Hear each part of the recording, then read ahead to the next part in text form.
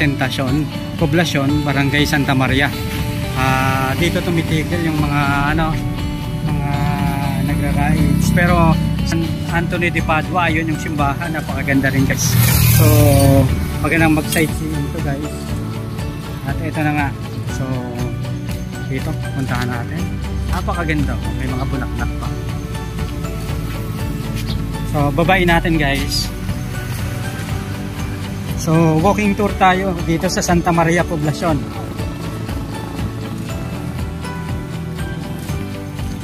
Usapin natin si Bossing. Basta ganito boss, magkano? Kapag overnight 1,500, tapos kapag daytime 1,000. So may entrance pa yung mga tao, wala na. Basta yung mga cottage lang. Pero yun naman libre kuryente na Tapos ibig sabihin kung anong oras sila nagsimula, ganong oras din sila matatapos. Pero ang gaganda ito mga pili po ito So mga event dito guys. So meron tayo nakikita na sa 2-3 cottage. So 1,500 overnight stay, tsaka 1,000 naman kapag kapag daytime. So silipin lang natin guys tong cottage 1 at saka 2. Ito. Ganda tingnan lang natin yung loob. So meron dito guys ayan, upuan. Pwede na yun guys patulog dito.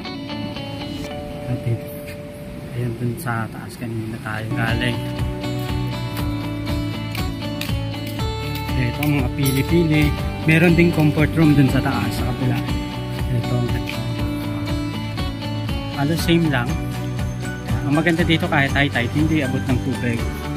So tapos meron pa dito isang cottage na dito naman sa kabila.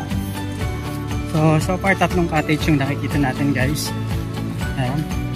Kapag pang nature lover, trip nyo. So napakaganda dito.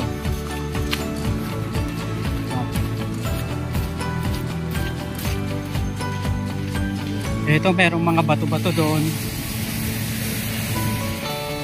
So kung gusto nyo ng escapade guys, so batuhan yung mabato, pero meron ding mga buhangin doon sa kabila guys. Pero yung bato niya, pino, hindi masakit sa paa.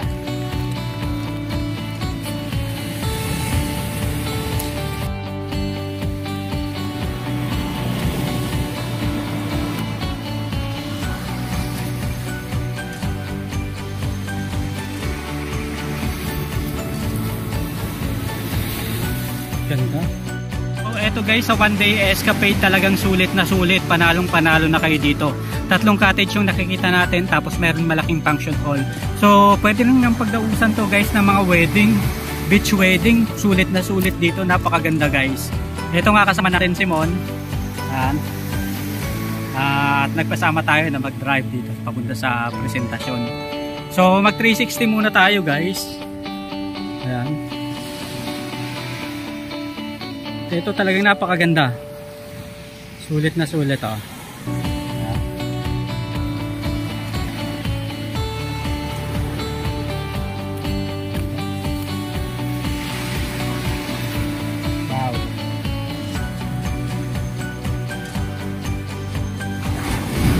Tapos doon naman sa kabila guys, yung mga barangay naman na coastal pa rin. At maraming tao doon. Doon yung mga bangka-bangka. Pero dito ito, sarap maligo. Ayun. Sobrang linaw ng tubig.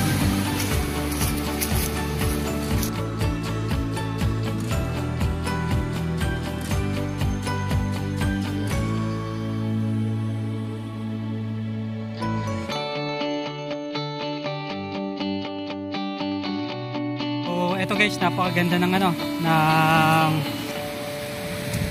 Santa Maria Presentacion. Talagang sulit na sulit yung pagpunta nyo dito guys.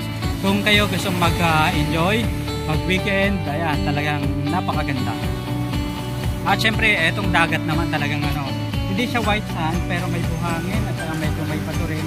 Pero yung bato niya guys, yung bato na hindi nakakatuto. At malugo.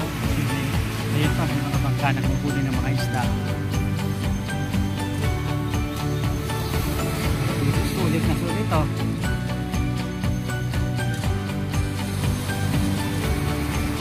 Puntahan na natin tong napakaganda sa taas. Itong cottage na to, 1,500 sa gabi, 1,000 naman sa araw. So good for mga ilang tao na rin yun. Bahala na kayo. Tapos pwede pang mag-ihaw-ihaw dito. Ay po Manoy. Ganda oh. So meron ng mga lamesa.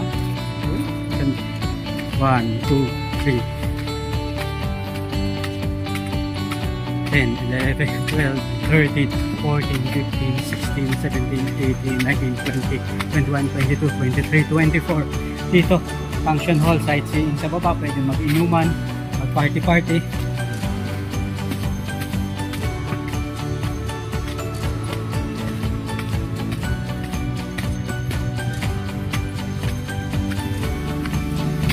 Steps. Sulit. Ito na. Napakaganda.